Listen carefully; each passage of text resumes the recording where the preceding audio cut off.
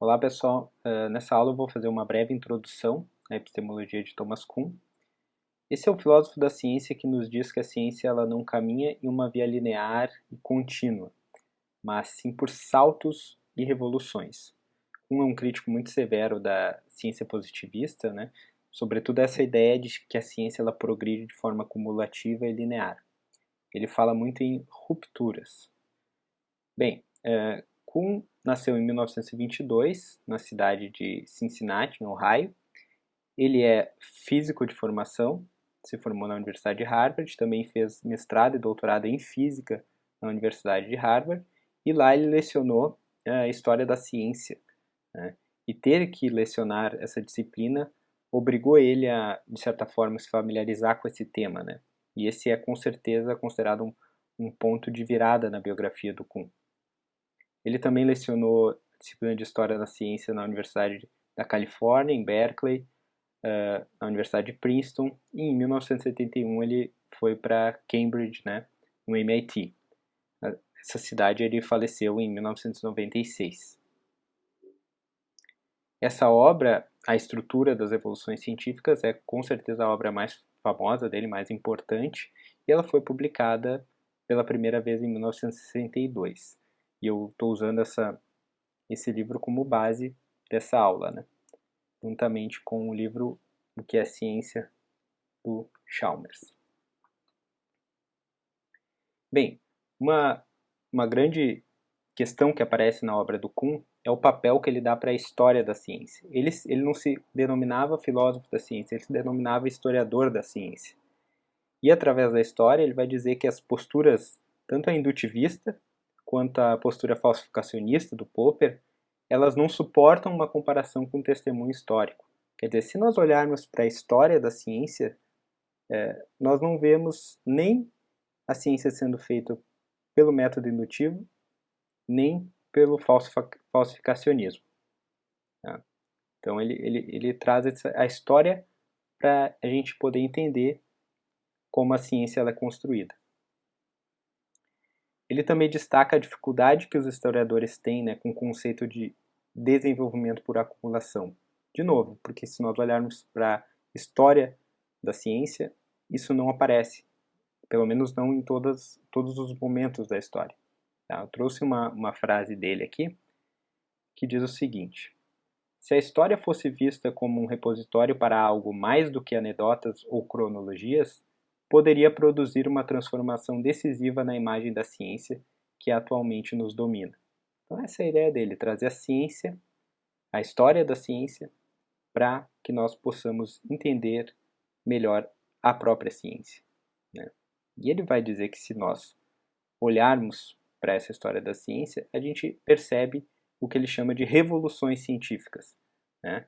Que em linhas gerais, pelo menos por enquanto, a gente pode pensar como episódios extraordinários nos quais ocorre uma certa alteração nos compromissos profissionais dos cientistas. Eles assumem outros compromissos, uma ruptura com os compromissos anteriores para compromissos novos, né? Então ele afirma que uma descoberta científica ela gera muitas modificações no mundo do cientista, na forma que ele enxerga as coisas. Outra questão importante na obra do Kuhn é que ele dá uma certa ênfase nas características sociológicas da comunidade científica. E isso, segundo o Chalmers, é uma grande diferença entre o Kuhn e o Popper. O Popper está preocupado com a lógica do pensamento científico, com a lógica da ciência, e o Kuhn ele dá ênfase a aspectos sociológicos. Aqui eu trago um esquema para a gente pensar o progresso da ciência segundo Kuhn. Vou passar em linhas gerais, depois eu vou me aprofundar em alguns desses pontos, tá? Então, para o Kuhn, o primeiro estágio seria essa pré-ciência, que ele chamou de pré-ciência, tá? Ocorre uma atividade desordenada, desestruturada nessa pré-ciência, como se a gente tivesse várias teorias, a teoria 1, a teoria 2, a 3, a X, todas competindo em conflito, de forma desorganizada. Isso se modifica quando a comunidade científica adota um único paradigma, um único modelo. Tá? Digamos que esse único modelo pode ser a comunhão de mais de uma dessas teorias ou de uma delas, uma teoria geral que vence as outras nessa disputa. Esse paradigma, esse modelo, ele é composto, dentre outras coisas que eu vou falar mais adiante, por suposições teóricas, leis e técnicas. Tá? Basicamente, esse paradigma nos dá uma visão de mundo. Tá? Os cientistas que trabalham, então, em um determinado paradigma, em um determinado modelo, fazem o que o Kuhn chama de ciência normal, que é esse segundo quadrinho. Nesse período de ciência normal, os cientistas eles articulam o paradigma para explicar e acomodar o comportamento das coisas do mundo real ao que defende o paradigma. Eles têm o paradigma, que é uma caixinha, e eles tentam adequar as observações, o mundo natural, a esse paradigma que eles escolheram, que eles adotaram. Né? Ao fazer isso, esse movimento de tentar encaixar as coisas, articular a teoria deles, o paradigma deles com a realidade, eles eventualmente encontram problemas, dificuldades. Se essas, dependendo da dimensão dessas dificuldades, se elas persistem, o paradigma então entra em crise. Essa crise ela se resolve quando um paradigma completamente novo ele é aderido progressivamente pela comunidade científica, até que o paradigma anterior ele seja completamente abandonado. Essa mudança descontínua, né, é o que ele chama de uma revolução. Então, quando eu abandono um paradigma e um novo paradigma, uma nova visão de mundo é adotada. E aí, se começaria com essa visão de mundo adotada, esse novo paradigma, nós teríamos novamente uma ciência normal, que eventualmente entraria em crise e assim sucessivamente. Essa é a forma, de maneira geral, que Kuhn enxerga o progresso da ciência. Bem, para entender um pouco melhor esse esquema, essa estrutura, eu dividi a aula então em 3 partes, que seria, na primeira parte eu vou falar sobre o que é esse paradigma, de uma maneira mais detalhada, e o que é a ciência normal. Em seguida eu vou falar das crises e das evoluções científicas. E por fim, muito brevemente, sobre a função que tem a ciência normal e a função das evoluções para o desenvolvimento científico. Então, começando pela ideia de paradigma e ciência normal, a gente pode pensar, num primeiro momento, uma definição mais ou menos assim. Depois a gente vai complexificando ela. Paradigmas são realizações científicas universalmente reconhecidas que fornecem problemas e soluções modelares para a comunidade científica. Então, são realizações científicas que são reconhecidas por toda uma comunidade científica. E essas realizações científicas elas fornecem problemas e também soluções, que são modelos e guiam a atividade científica. Tá? Então, exemplos de paradigma nessa concepção, nós teríamos, por exemplo, a física aristotélica, a mecânica newtoniana, a relatividade de Einstein e tantas outras que vocês podem pensar, o eletromagnetismo clássico e assim por diante. Duas características básicas dos paradigmas. A primeira é que essas conquistas do paradigma, elas atraem um grande número de cientistas, elas têm grande adesão da maioria da comunidade científica, não de cientistas isolados, mas da comunidade científica. E a segunda característica é que essas realizações, elas estão abertas à problematização, elas não são algo fechado, então elas estão abertas à problematização e à resolução de problemas. Tentando, então, avançar um pouquinho nesse conceito de paradigma, a gente pode pensar os paradigmas como conjuntos de compromissos de comunidades científicas. E aí eu tenho um nível inferior e um nível superior de compromissos. No nível inferior eu tenho instrumentos, maneiras de usar esses instrumentos, e no nível superior eu tenho teorias fundamentais, métodos, valores, crenças e visões de mundo. Então é algo bem amplo. E aí eu posso pensar no paradigma em um sentido geral e um sentido restrito. Essa noção de paradigma em dois sentidos, no sentido geral e restrito, Popper coloca no pós-escrito dele, que tem um pós-fácil no livro dele, que é, na verdade, uma resposta a críticas que ele teve uma delas dizia que uma pesquisadora encontrou 21 significados da palavra de paradigma ao longo do texto. E ele tenta, né, simplificar um pouco isso falando dessa maneira, que existe um sentido geral e um sentido restrito. O sentido geral é esse que nós vimos. Instrumentos, maneiras de usar esses instrumentos, as teorias, os métodos, valores, crenças, visões de mundo. E no sentido restrito é o que ele chama de exemplares, ou manuais. Então, a resolução de problemas exemplares que, por exemplo, introduz os estudantes na comunidade científica. São as famosas, né, resolução de problemas, listas, exames, atividades de laboratório. Basicamente o que nós fazemos num curso de física ou de qualquer outra ciência, né? Kuhn chama isso de matriz disciplinar, né?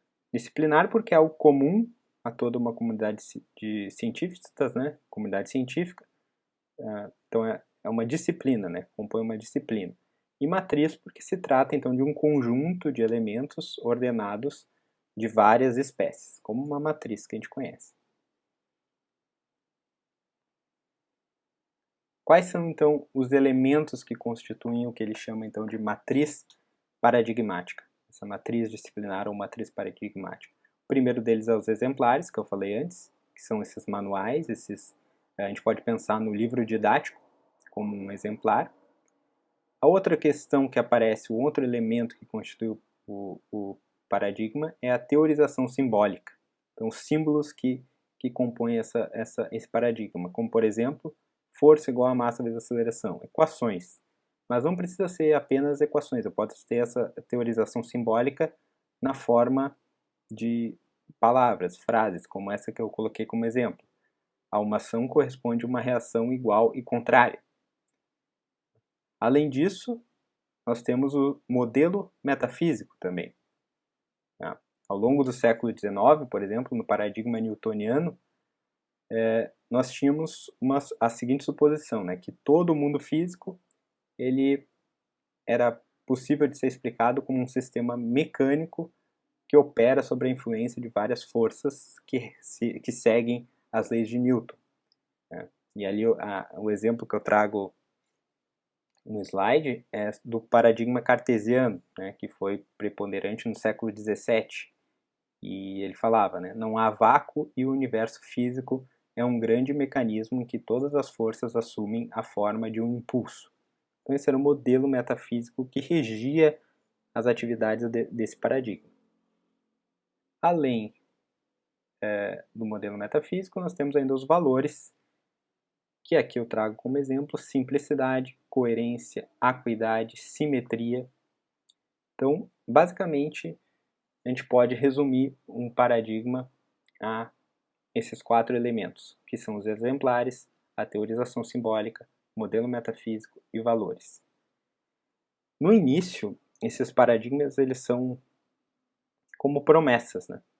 À medida em que ele é mais bem sucedido que os paradigmas antecessores, o paradigma ele começa a ganhar uma aceitação, adesão e reconhecimento, mas ele é uma promessa de que certos problemas e certas soluções são boas, né? A ciência, quando ela é madura, segundo Kuhn, se caracteriza então pela adoção de um único paradigma. Isso aparece fortemente em revistas especializadas, associações de especialistas, por exemplo, a Associação Brasileira de Física, né, por exemplo. Tem um filósofo, um historiador da filosofia, da filosofia, que é o Giovanni Reale, e ele se refere a Kuhn da seguinte maneira. Ele diz que, assim como não podem existir igrejas ou uma religião sem dogma, ou um partido político sem ideologia, também não há ciência sem paradigma. Então não existe ciência sem esses 4 elementos que sustentam ela, na visão de Kuhn. Quando o cientista ele adere a um novo paradigma, ele passa então a ver o mundo com outras lentes. Por isso que a gente fala que o paradigma ele traz uma visão de mundo. O cientista ele assume novos compromissos, compartilha novos valores e novas teorias fundamentais. Eu posso olhar para essa imagem que a gente já viu na aula de Popper, com outro propósito, de 2 maneiras. Eu posso olhar como um coelho, e eu posso olhar como sendo um pato. Eu não posso olhar das duas maneiras ao mesmo tempo, certo?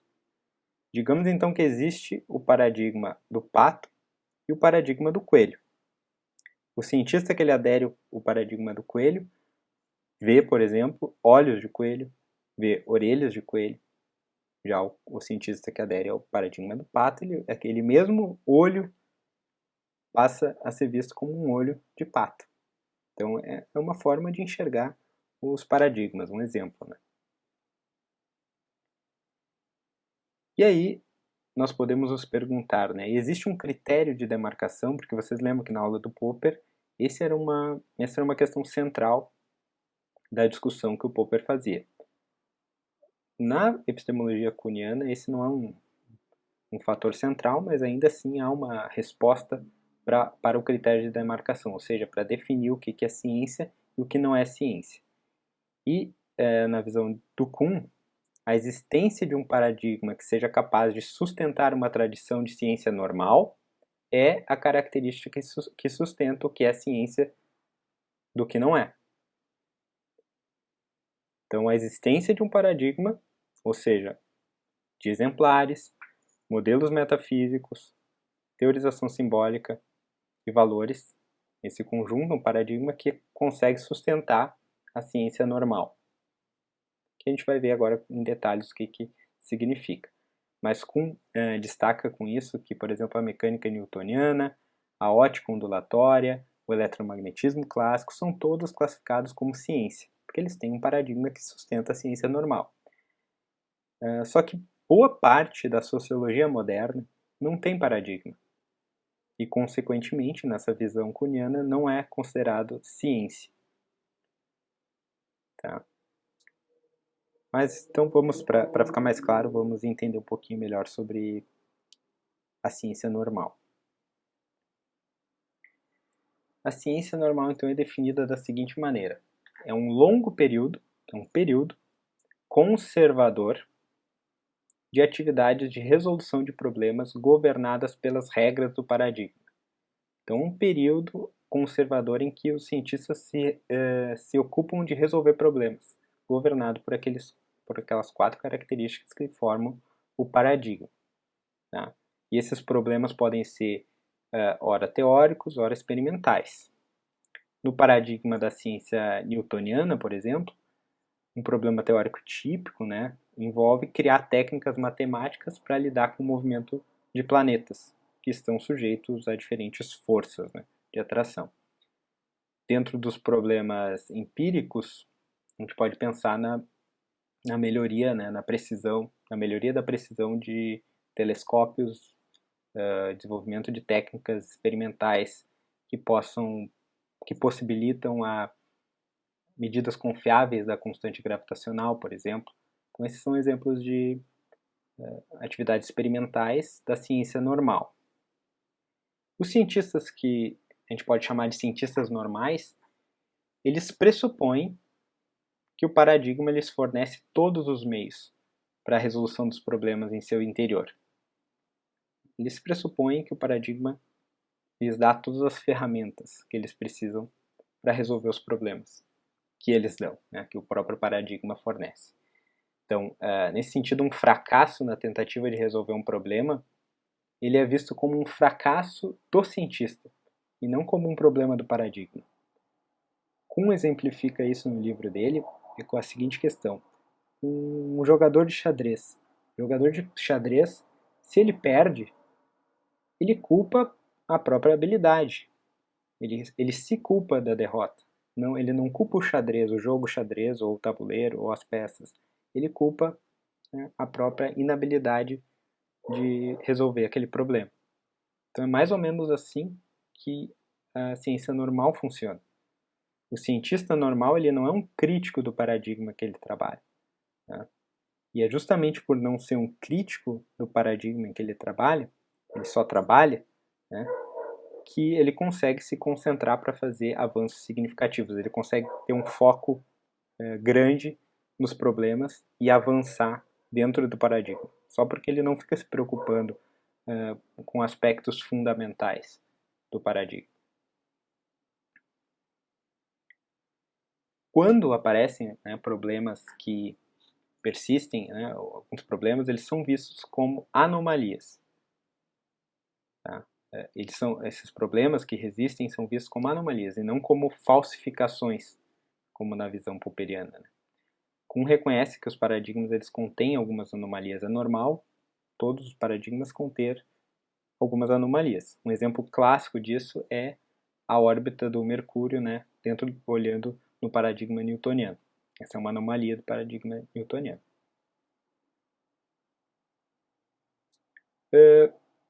Quais são então os tipos de problema? Os tipos de problemas do período da ciência normal. Nós temos 3 tipos básicos. O primeiro deles é o aumento da acuidade e da extensão do conhecimento. Então, nesse tipo de problema, nessas tentativas de acuidade e extensão do conhecimento, a gente tem, por exemplo, o caso da astronomia, em que a gente tem a determinação da posição e magnitude das estrelas, período dos eclipses, das estrelas duplas, etc. Também na invenção, construção e aperfeiçoamento dos instrumentos de observação. Esse é o tipo de atividade da ciência normal. Essa tentativa, então, de aumentar a precisão e de estender o conhecimento dentro de uma base segura, tá? Do que a gente sabe que pode ser feito. Um segundo tipo de problema é o pareamento de fatos com a teoria. Tá? Essa é uma espécie de harmonização dos fatos com a teoria. Muitas vezes as observações que a gente conhece, elas não concordam plenamente com a teoria. Nessas situações, é tarefa do cientista normal tentar identificar o que está errado e ou pôr em ordem a teoria ou provar que os dados experimentais eles são imperfeitos. Então, é comum nesse tipo de problema que ocorram manipulações da teoria para que sejam feitas predições que possam ser testadas, né? E também são desenvolvidos novos aparatos, experimentos, né, para testar essas predições.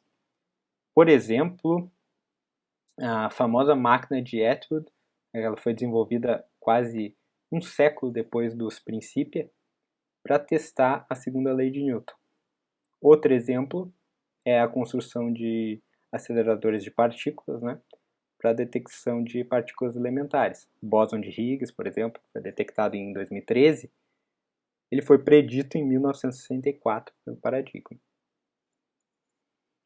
Um terceiro tipo de problema específico da ciência normal é o de articulação da teoria.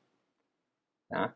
A teoria ela pode ter uma sólida formulação matemática, mas podemos não estar aptos para compreender suas consequências. O que ele quer dizer então com essa articulação? Né? Ele quer dizer que é um processo de trazer à tona o que está implícito na teoria. Isso pode ocorrer, por exemplo, na resolução de ambiguidades para resolver problemas que antes não eram resolvidos. Ocorre, por exemplo, na determinação de constantes universais, como no caso da constante da gravitação universal que foi feita por Cavendish. Né? Outra maneira de se realizar a articulação da teoria é por meio de sua reformulação para aplicação em outras áreas de interesse. E aí, como exemplo disso, a gente tem os trabalhos de Euler, Lagrange, Laplace, que aperfeiçoaram o paradigma newtoniano. Notem que durante o período de ciência normal, nós temos uma ciência cumulativa, mas isso nesse período de ciência normal. Nós temos um avanço no paradigma, vai crescendo o poder do paradigma. E dentro desses problemas, a gente pode dizer que na ciência normal, os cientistas eles não procuram produzir grandes novidades.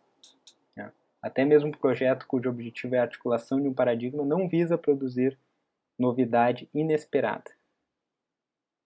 E aí a gente pode se perguntar, né, o que motiva o cientista se ele não procura produzir grandes novidades?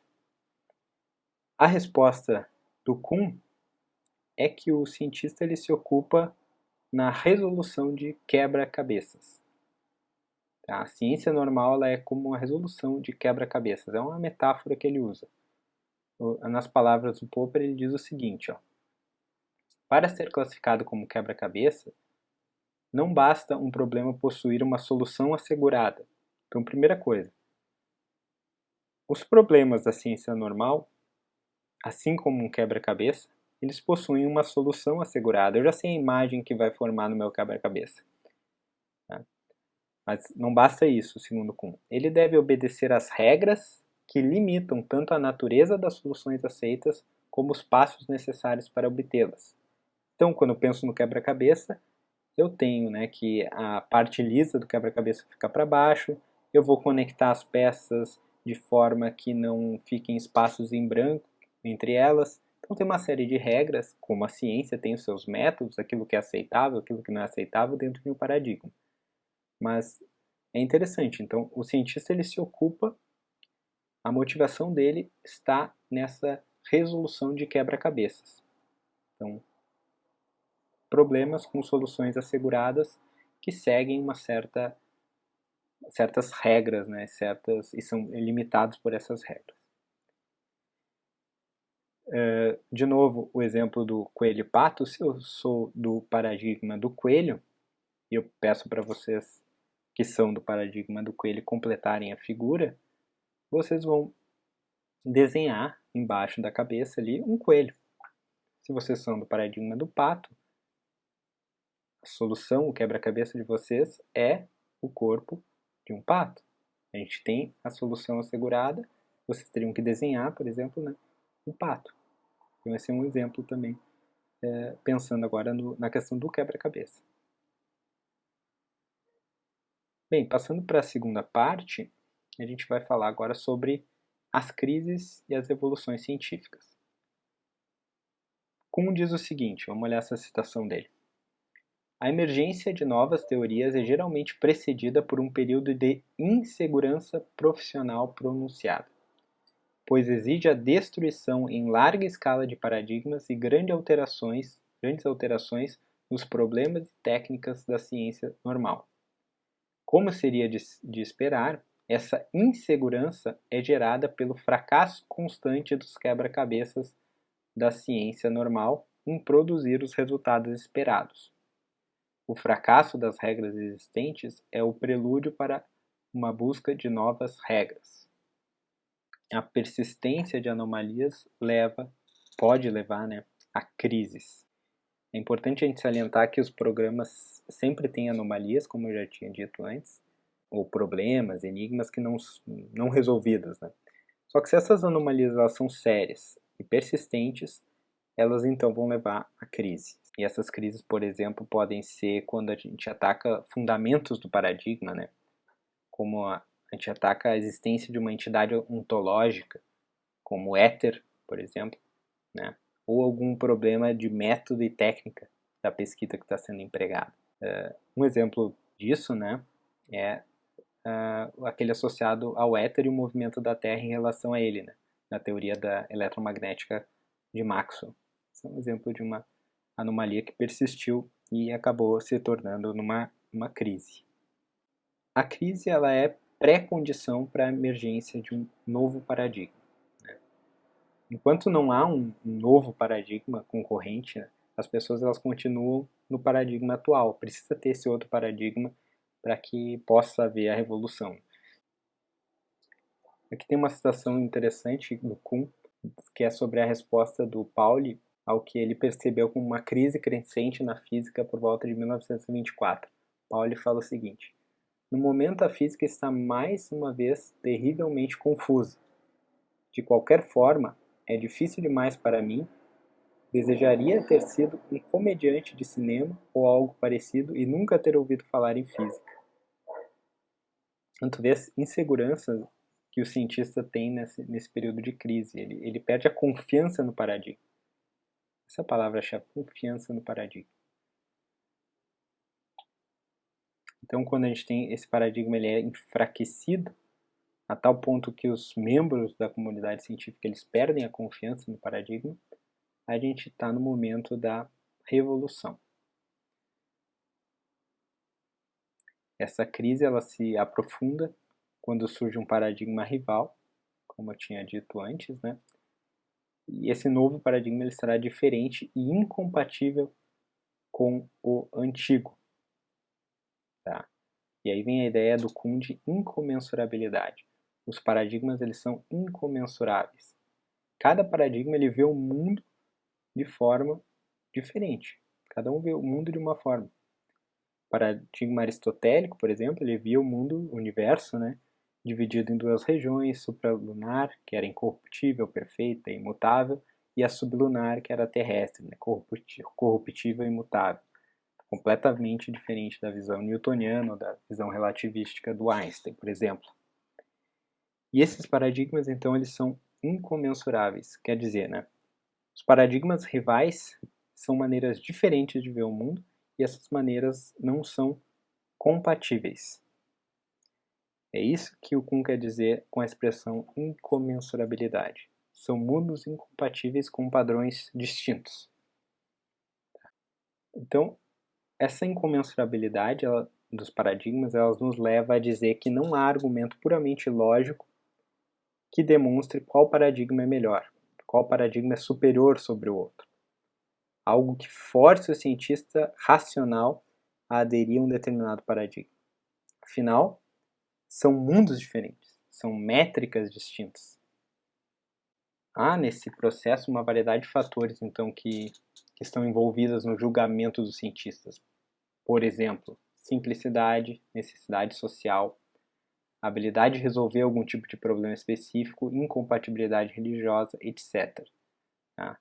Então, se eu uso as bases paradigmáticas de um paradigma A, um paradigma B pode ser considerado inferior, ou seja, olhando, eu visto os óculos do paradigma A para olhar para o paradigma B, eu posso julgar que o paradigma B é inferior. Agora, se eu uso outra base, esse julgamento pode ser invertido. Com outra lente, um outro paradigma, eu posso dizer não, o paradigma B é superior ao paradigma A. Então você vê o que é? Que essa visão de mundo traz julgamentos completamente diferentes. E aí entra um elemento que é importante, que é o da persuasão. Além de argumentos racionais, os cientistas vão tentar persuadir a comunidade científica a aderir ou abandonar um determinado paradigma. É interessante que o Kuhn ele vê a revolução científica, em alguns pontos, como uma revolução política. Né? A transição entre mundos diferentes é como se fosse uma conversão, né? Como uma conversão política ou conversão religiosa. Antes que o novo paradigma se estabeleça, ocorre então novamente uma fase de pré-ciência, no qual os valores, os padrões, as técnicas estão desorganizadas e indefinidas.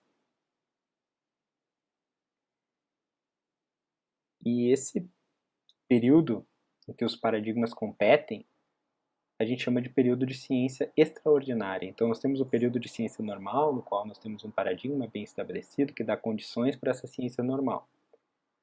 E a gente tem um outro período que é o da ciência extraordinária, que há uma competição, uma briga e uma discussão sobre aspectos filosóficos fundamentais das teorias. Aspectos ontológicos, aspectos metodológicos entram em discussão. Então, o que seria uma revolução científica em termos kuhnianos? A revolução científica ela corresponde ao abandono de um paradigma e à adoção de um novo paradigma pela comunidade científica relevante. Não é meia dúzia de cientistas, é pela comunidade científica relevante. Então, a revolução científica ela é a transição de um paradigma para outro. Né? Aqui eu trago uma frase do Kuhn, que ele diz o seguinte: é como se a comunidade profissional tivesse sido subitamente transportada para um novo planeta, onde objetos familiares são vistos sob uma luz diferente, e a eles se apregam objetos desconhecidos. Né? Então, alguns exemplos de revolução científicas para nós pensarmos. Né? O abandono do paradigma ptolomaico, geocêntrico, e a adoção do paradigma copernicano, heliocêntrico, no final do século XVI. A gente tem o abandono do paradigma newtoniano e a adoção do paradigma relativístico no início do século XX. Esses são exemplos de revoluções científicas. Bem, por fim, qual que seria a função da ciência normal e das evoluções segundo a perspectiva do Kuhn, né? A teoria do Kuhn ela não fornece apenas uma descrição da atividade dos cientistas, isso que ele afirma, né? Ele vai dizer que a teoria dele apresenta uma explicação da função dos diferentes componentes da atividade científica. Não é só uma descrição, ele está apresentando funções desses elementos, dessa estrutura. Por exemplo, né, o trabalho na ciência normal possibilita a execução de atividades teóricas e experimentais rigorosas. E aí a gente tem um progresso cumulativo, né? É porque os cientistas eles confiam no paradigma que eles conseguem focar em trabalhos rigorosos. Tá? Eles não precisam ficar filosofando, analisando os fundamentos do paradigma. Então a função da ciência normal é garantir as condições necessárias para que os cientistas possam resolver os problemas de forma profunda. Assim, então, a ciência normal consegue progredir, porque eles confiam nos pressupostos, então eles podem baixar a cabeça e trabalhar de forma focada. E esse processo é então um progresso cumulativo do conhecimento científico.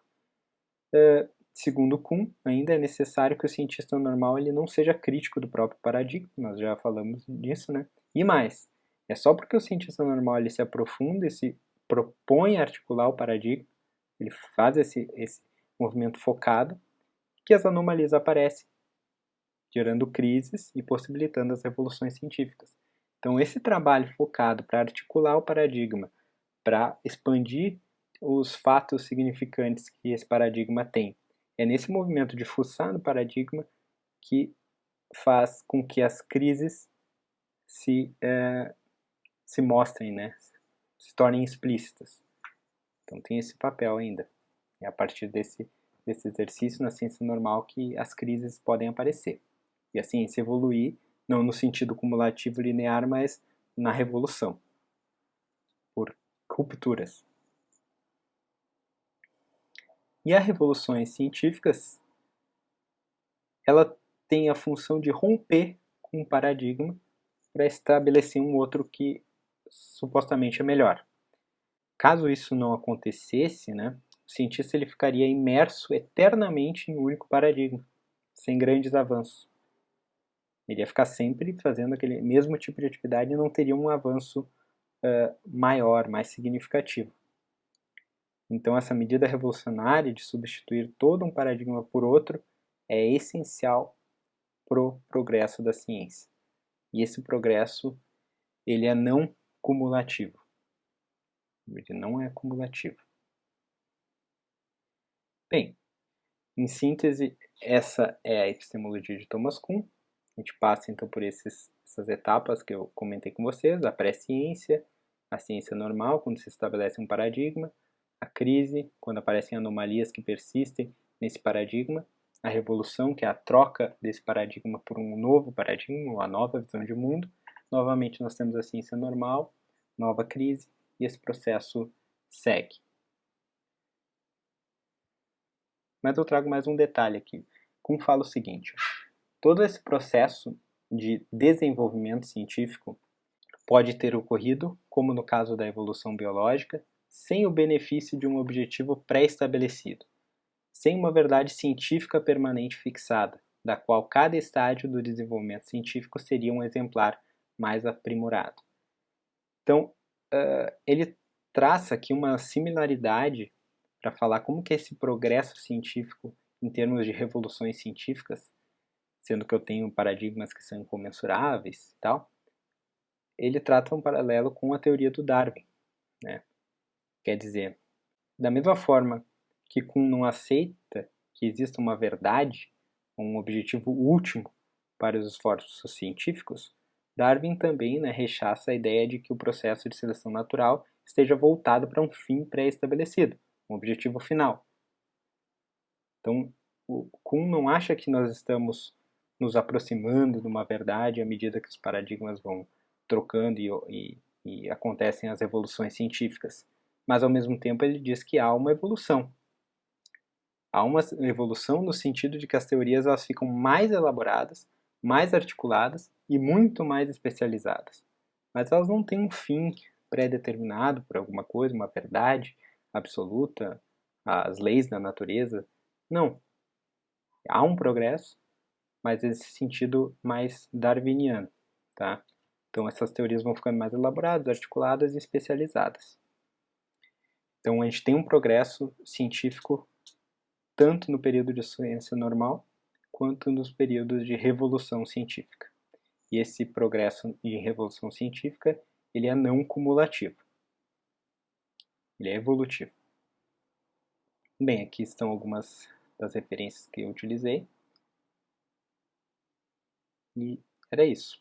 Até a próxima aula, pessoal.